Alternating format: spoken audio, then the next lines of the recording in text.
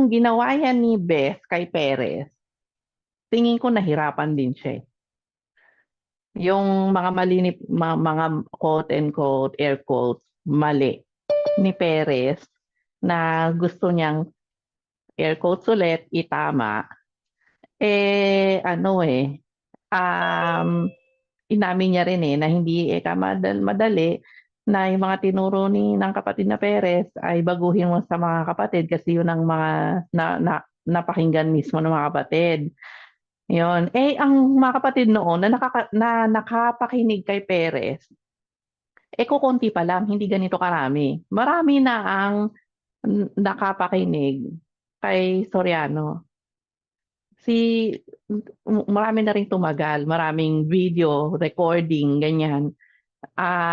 Siguro masasabi ko na mas mahirap gawin yon na itama si Beth. Mas mahirap na para kay KD na itama siya. Kasi kung gagawin niya yung style ni Beth kay Perez, tapos ilalabas yung na mga mamali sa diwa card, mahihirapan siya. Ngayon nga lang yung tinatama niya na yung aayunong may kainan, nahirapan na siya. Ang daming umalma eh. Oo. Paano pa kung itatama niya yung iba, 'di ba? So to answer your question, mahirapan siya. So hindi niya pwedeng gawin 'yon na itama si Beth. At isa pa, nung buhay pa si Beth, meron ng hint si Beth na wag mong gagalawin yung mga tinuro ko eh.